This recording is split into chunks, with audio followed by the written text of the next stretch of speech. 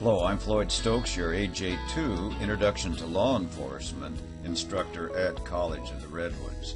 These series of PowerPoint videos are meant to give you an overview of each chapter of the text, but you will still need to thoroughly read each chapter. Today I'm going to discuss Chapter 9, Policing in the Modern Era. This chapter has three learning objectives. 1. Discuss advances in information and communications technology as they apply to policing. 2. Define intelligence-led policing and provide examples of it.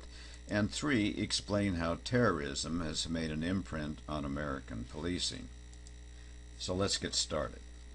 First of all, advances in information and communications technology have worked wonders for law enforcement. From helping investigators reconstruct crime scenes to facilitating information sharing between agencies, they have transformed the way police do business. Many of these advances involve the use of computers and sophisticated computerized databases, such as geographic profiling databases that make the use of crime mapping technology and crime statistics software, such as CompStat, and the Homicide Investigation and Tracking System known as the HIT system. This is accomplished through data entry by clerical personnel, with the system displaying the data in a map overlay or in the form of pie charts or bar charts or statistical printouts. Local police departments may have crime mapping databases that provide updated information about crime trends, especially the locations of recent criminal events. As police officers sought the sniper who terrorized Washington, D.C. in October 2002, new debates emerged about whether there should be a national database of ballistic evidence. Advocates argue that every gun sold should undergo a firing test so that its ballistic fingerprint could be stored in the database, just in case the weapon was later used in a crime. At the 2001 Super Bowl, police officers used a surveillance system with facial recognition technology in an attempt to identify people being sought on outstanding warrants. The police claimed that the cameras and facial recognition software permitted them to identify 19 people wanted for crimes. Casinos in Atlantic City also used facial recognition technology with surveillance cameras to identify people whom they know to be skilled at cheating. Conceivably, the system could also be used at airports to identify terrorists attempting to enter the country.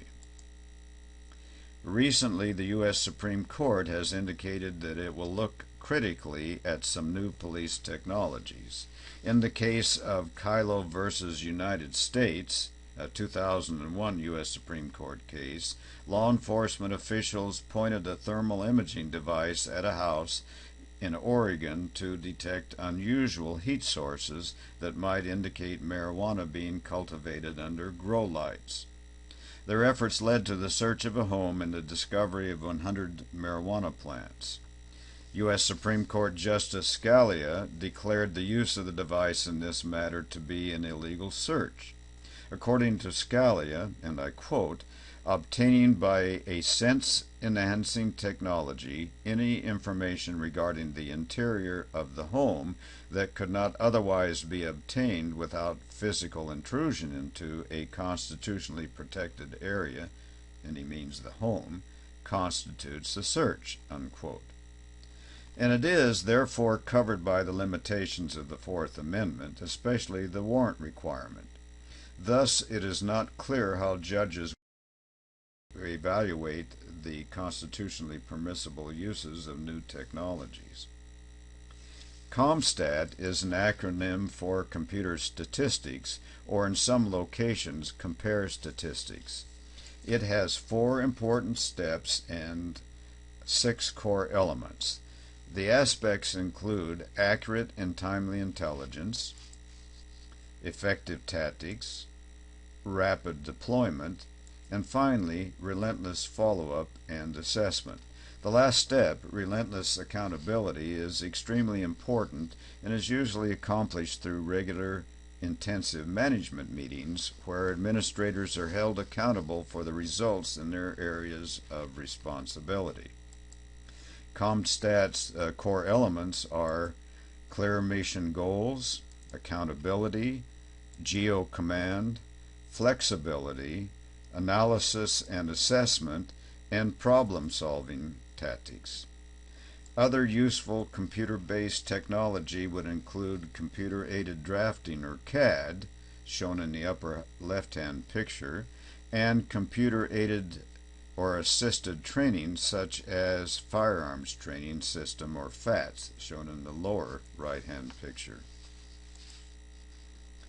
In 2005, the U.S. Department of Justice embraced intelligence-led policing, or ILP as it is known, as an important technique that American law enforcement agencies could employ in the battle against terrorism.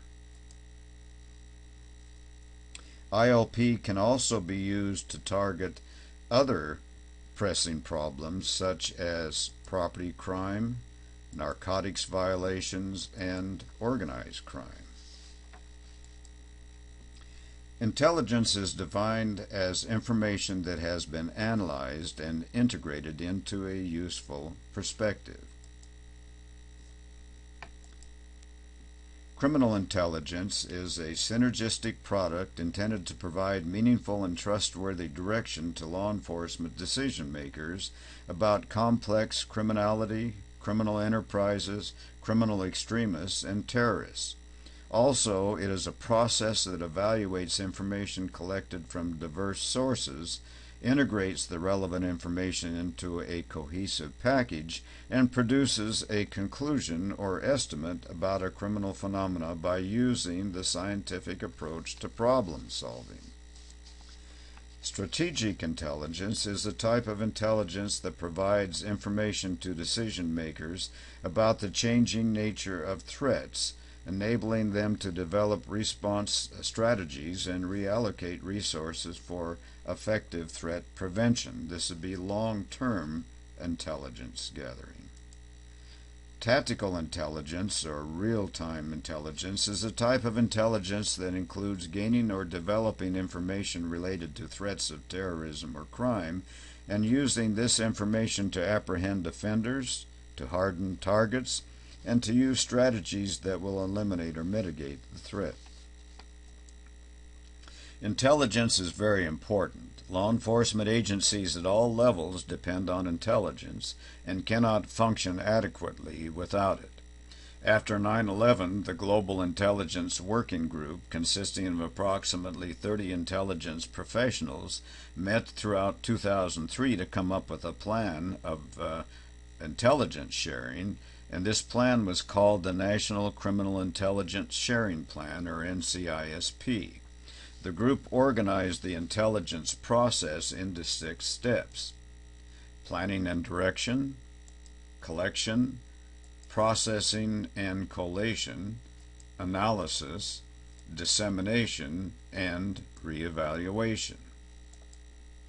Intelligence-led policing, which originated in England, focuses on key criminal activities.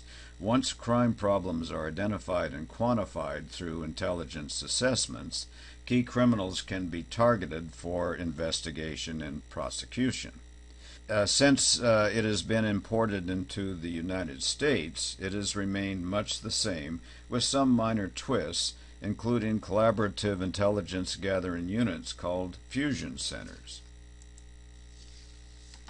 Examples of intelligence-led policing would include the National Criminal Intelligence Sharing Plan, known as the NCISP, as I had mentioned previously, and the Law Enforcement Assistance and Partnership, or LEAP, strategy, which calls for the establishment of a National Center for Intelligence-Led Policing. Initiatives proposed include funding to help police chiefs defray the costs of intelligence gathering and the establishment of a National Counterterrorism Center. September 11, 2001, and the events in its wake have made clear the changed role of American police agencies in a new era of international terrorism. While the core mission of American police departments has not changed, in other words, that's crime control, law enforcement agencies at all levels now devote an increased amount of time and other resources to preparing for possible terrorist attacks and to gather the intelligence necessary to thwart them. The new policing goals that have resulted from this age of terrorism include strengthening partnerships with federal, state, and local emergency response agencies, refining training and emergency response plans to address potential terrorist threats, increasing patrols and barriers around potential terrorist targets, creating new counterterrorism units, and employing new technologies to detect chemical, biological, or radiological attacks. One of the highest priorities has to be the sharing of terrorist and criminal intelligence across jurisdictions and between law enforcement agencies nationwide. In November 2004, the International Association of Chiefs of Police, known as the IACP, announced its Taking Command initiative, a project to assess the state of homeland security efforts. The FBI-sponsored Joint Terrorism Task Forces facilitate the sharing of critical information between agencies and brings various law enforcement personnel together to focus on a specific threat. A good example of this would be the JTTF that was activated during the Boston Marathon terrorist bombing attacks earlier in 2013.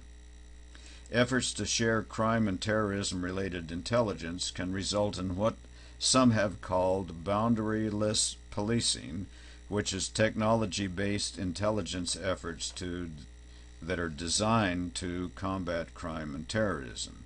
Examples of boundaryless policing can be found today in the Regional Information Sharing Systems Anti-Terrorism Information Exchange Program and the State and Local Anti-Terrorism Training Program, both of which are supported through grants from the Bureau of Justice Assistance. Okay, to summarize this chapter, advances in technology that have affected policing include computer-aided drafting, computer-assisted training, crime mapping, geographic profiling, and crime intelligence systems. Intelligence-led policing is a method of policing that focuses resources on key criminal activities. Once crime problems are identified through intelligence assessments, key criminals can be targeted for investigation and prosecution.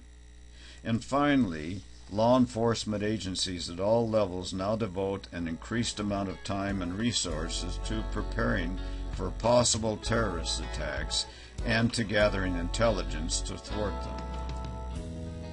Before I close, be sure to read page 146 of the text that asks the question, is there a dark side to CompStat? Okay, this concludes Chapter 9. We'll see you in class.